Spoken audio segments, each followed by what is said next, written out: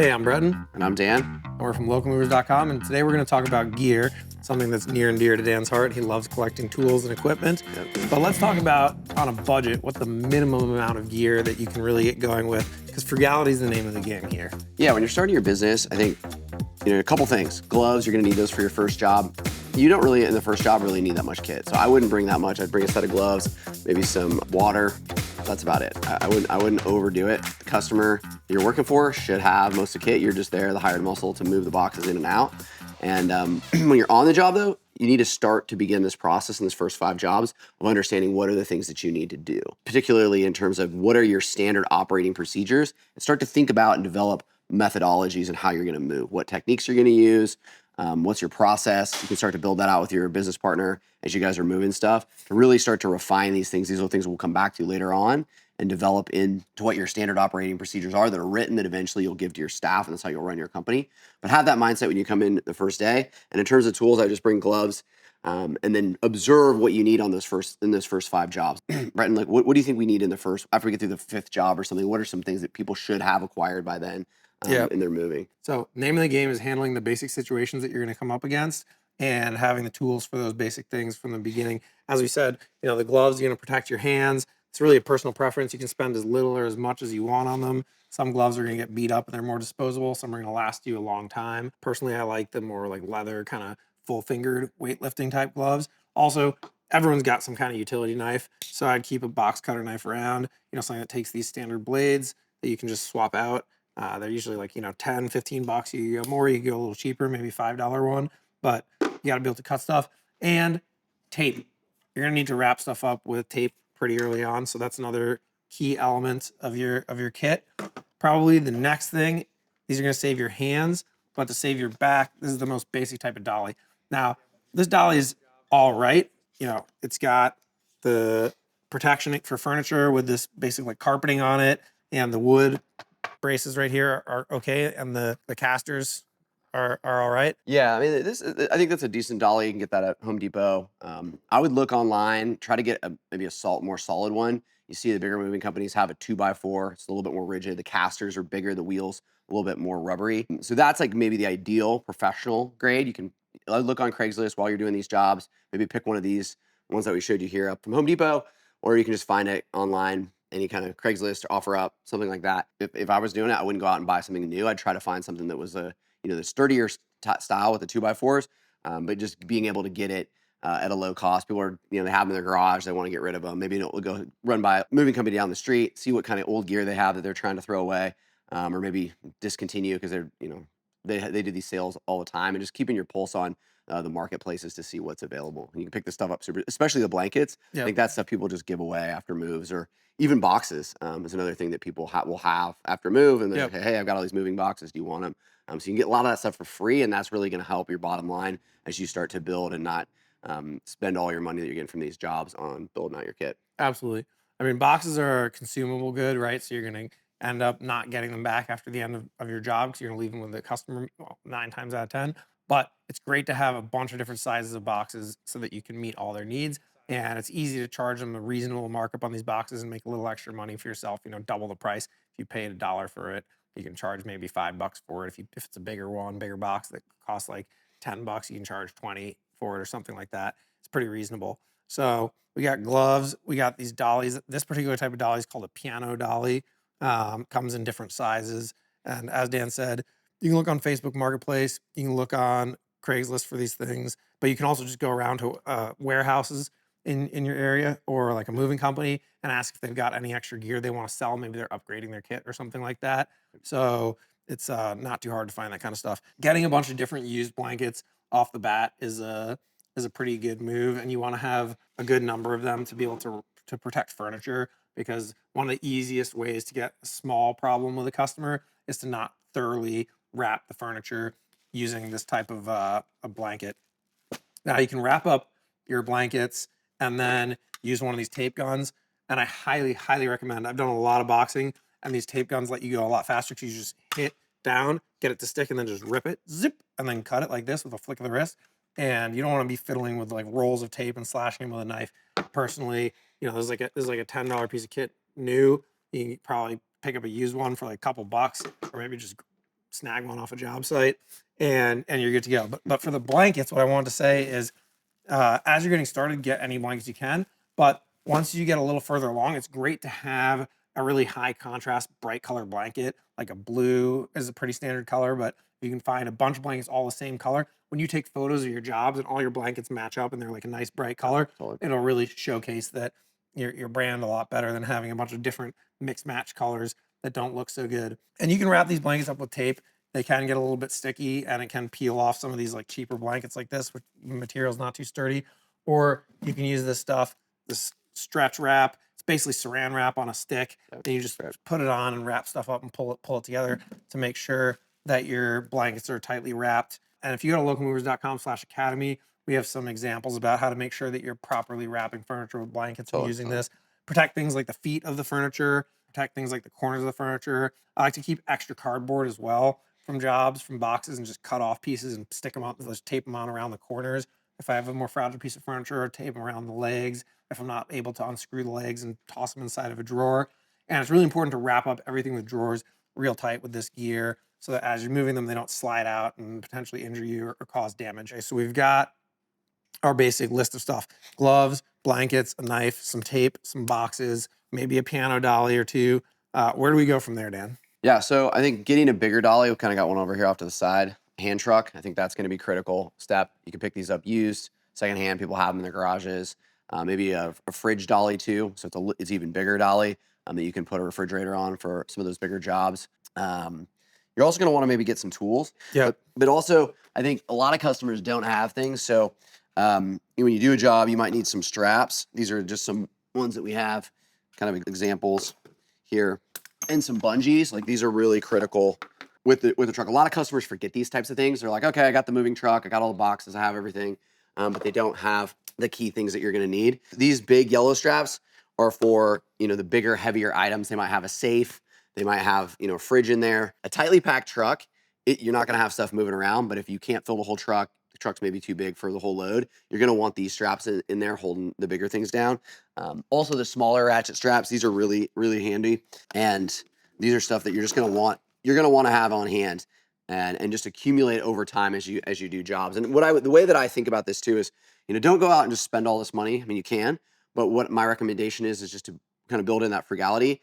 You get to a job where you don't have a thing, and then after the job, kind of just hunt between the next job for that part of your kit and just put it into your kit so you're ready the next time. You want to make sure that most of the stuff you buy early on, the first 5-10 jobs, are things that you're pulling out of your bag every day, just so that you're using them, and the money that you've put in and invested in the business and in the equipment is getting used every day. It's really, really critical. Yeah, and another thing that I know you're really good about is keeping inventory of possessions and equipment, since Totally. you've run a lot of shops. And it's real important from the very beginning that you write down what you bought, probably when you bought it, what it is, how much you spent on it, just so you can have a list of equipment. As it ages, you'll be able to keep track and know when you need to swap it out, know how many units you have of each thing. And as you bring more guys onto your job, even if they're two of you as co-founders, you bring a third guy in to do a job, you'll know at the end of the day, hey, check off all my equipment list, make sure no one walked off site mistakenly or purposely with any of my gear. But I would say you got to call the customers. And once you're doing jobs where you're moving any heavy furniture or any appliances, it's pretty essential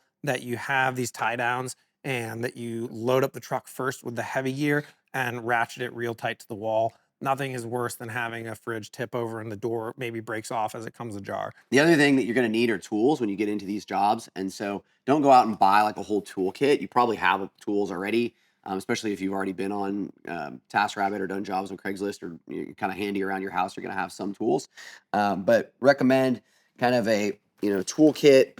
This is just a backpack from Home Depot, but you can do anything. This is, you can have just a tote bag. You don't want a huge bag, but you want a few things. So definitely, I think starting with like a flat blade screwdriver, this is going to be important for taking any screws out that you might need to, or the pins, kind of door pins, when you maybe have to remove a door. This plus kind of a hammer. We've got one in here too. You've got kind of two types of hammers. This is one for actual nails. You might need that, but also a dead blow hammer can be really useful too for kind of just getting pins loose and things like that. And the great thing about this type of hammer is it's got so much heft to it. You can actually the point of this hammer is you can tap really gently with the rubber head, and as Dan said, just knock a wooden peg in or out Yeah. of a piece of furniture that you need. You often see that with like an IKEA type furniture where they're Yeah. little wooden pegs you got to pop back in. And these dead blows have like a bead in them, weighted load. So when you hit, it gives like extra impact. That's kind of what you want for knocking things around. Tape measure, pliers, scissors. I think small screwdriver. So I would have like a few screwdrivers.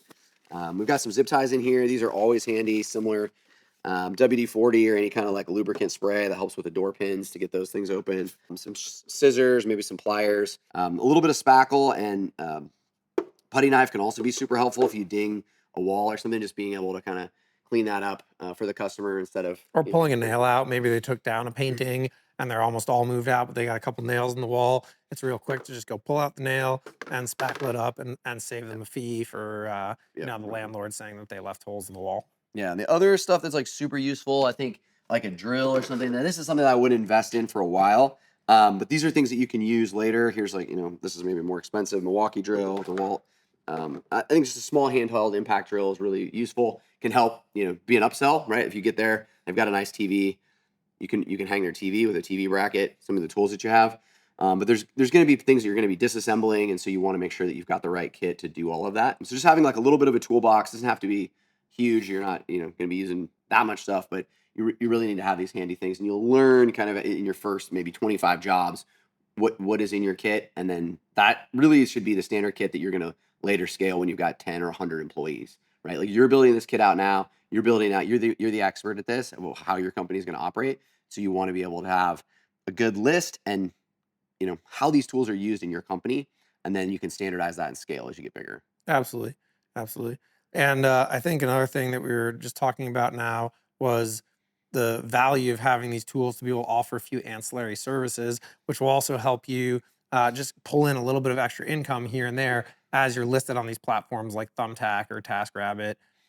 You can go in and maybe you're a little bit slow on moving. You can pick up another handyman job on the side. There's no reason that you shouldn't be looking for every avenue to get cash flow as you get the ball rolling. Of course, eventually the name of the game is focus on your business because as we discussed before, sales is really key here. But having these tools will open you up to other small odd jobs that can bring a little more cash in the door and keep you working and keep you in front of those customers. Leave a card with them. Go to localmovers.com/academy. You can get your custom cards there printed by us. And you can leave with them your card and say, hey, I also do moving in case you need to move in the future or you got any friends that are moving. Yeah. Give them a card and tell them you also do moving or you have other services that you do. And so this kit is expansive kind of beyond that. I think one other thing to grab here, but Allen keys, I just grabbed these this morning. These are really critical. I like the ones with the ball here because they come in and out of IKEA furniture really, really well. These are going to be invaluable as you have to disassemble the various beds and things like that. And these ones allow us to just basically cut down on time to fit in well and come out. So yeah, having tools like this is super helpful to disassemble furniture. And sometimes you might just get a disassembly job. There might be like, Craigslist, they don't want you to move something. It's just like, hey, can you take down this bed? Or hey, I bought this furniture. Can you assemble it? Yep. We got a couple other things here. I think I see some moving straps and some cones. So yeah, moving straps. Let's talk about these. Most of the time, if you're not moving heavy furniture or appliances, if you're just starting out moving some boxes, you don't need them. But the moving straps actually can be surprisingly expensive new. You can probably pick them up used. You want good ones that can really harness around your back and let you lean back. We'll show in the proper technique video how to do that. But these will absolutely save you. You do not want to be lifting up something like this washing machine with your hands without a strap. Yeah. You will destroy your back and you will crush your business from the get-go. So you can pick up these types of straps. You could jerry rig your own with some tubular webbing and straps, but I think it's worth having a very sturdy pair, kind of like this, that can go around your back and that you can latch into, and you just lean back and up off the floor comes the object, and you can start moving it. Yep. It's good to have that. I guess the other thing we have in here is like a traffic cone. So this is maybe when you get a truck or you've got the moving truck, just putting this out there or clearing a path. Maybe you have a longer area that you need to walk through, being able to cone that off, having these. But this is something I think it comes later, probably closer to when you have the truck or you're doing a lot more truckloads and stuff like that versus just filling in work. So yeah, that's a pretty good recap of some of the basic gear that you got.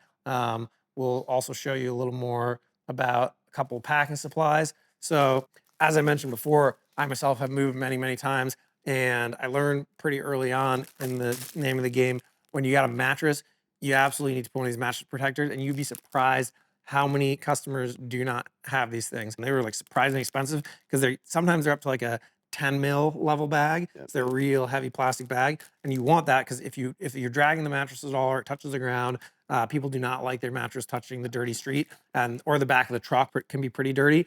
Even if you sweep it out and keep it clean, it just has dust. Yeah, once you get to a stage where you've got the truck, I think, or have a tote with all these things in it, having that for the customer to make the move easier. When you see, hey, you're moving your mattress, we should probably put a cover on this. It's just a little upsell that you can help get to them, and that's going to make them happier too, right? Because they're maybe worried.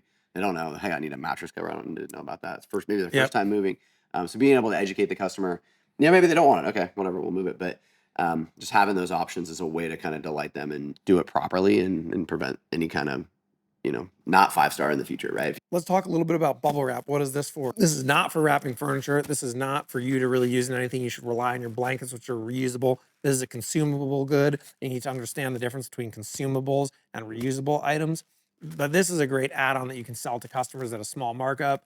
So if we kind of just back into what we talked about in terms of gear here, wrapping up what the main takeaways are for you, what would you say the top 3 things that guys should take away when they're thinking about building out their kit and getting set up and ready to roll? Yeah, I think the way that we're kind of setting everybody up here, you just, start the job. Maybe start with just the gloves and get out there, understand what you need and build a kit. I think every kit that you're going to build is unique to you, right? So your co-founder might have a different kit than you. That's fine. You like a certain style of glove. You just need to make sure that all these tools are helping you do the job. It's not about having the nicest, fanciest drills or tools.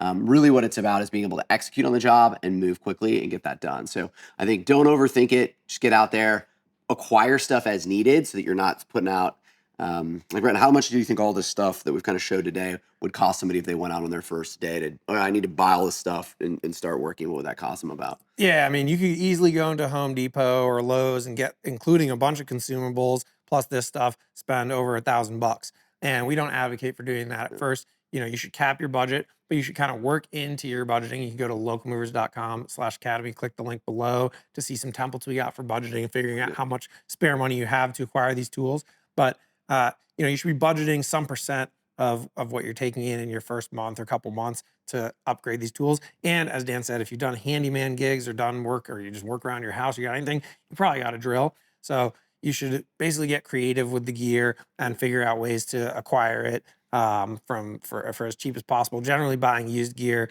is a good call. Especially high quality gear. I think that's it. Like, buying cheap stuff. What you don't want is like the drill to fail or the hammer to break when you're mid job, right? That's going to slow up. It's going to eat into your hours. It's going to just cost you.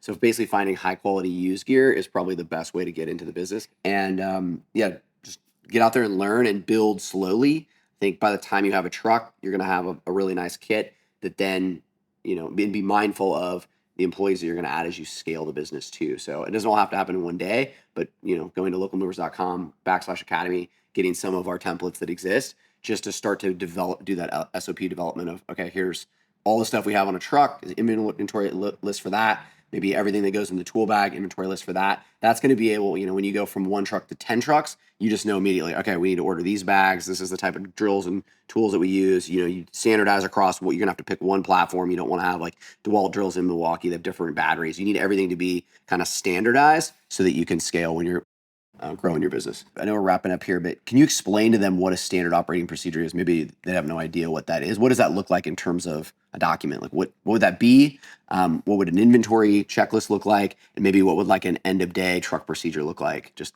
kind of voice over those, just because I don't know if everybody knows what those things are.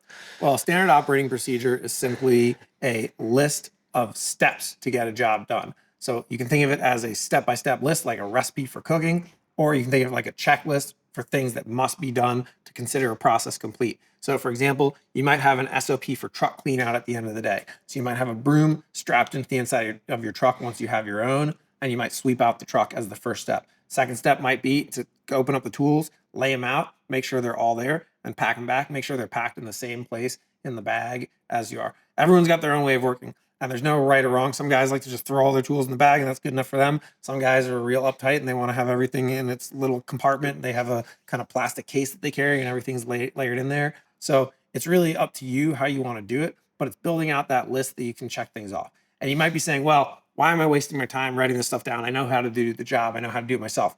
But remember, the name of the game here is scaling the business.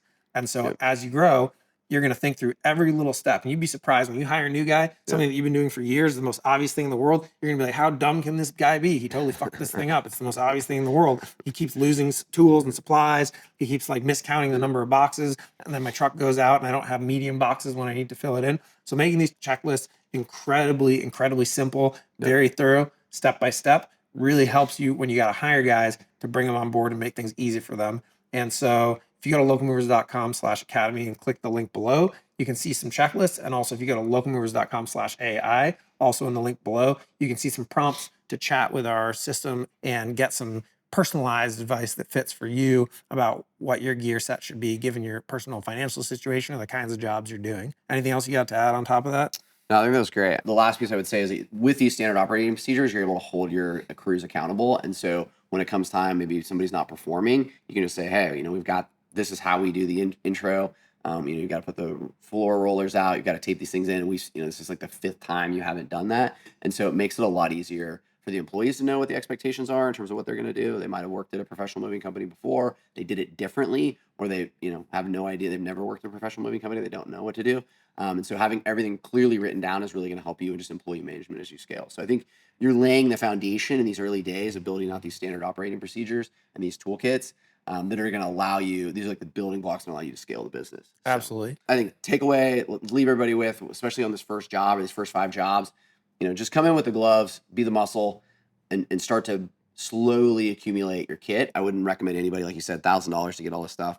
You don't need that. You want to put that $1,000 in your pocket to invest in more deals and more jobs, in your marketing and things like that. So that'd be my encouragement to everybody is just, build slowly, get stuff that you really like and that you feel, really comfortable with working.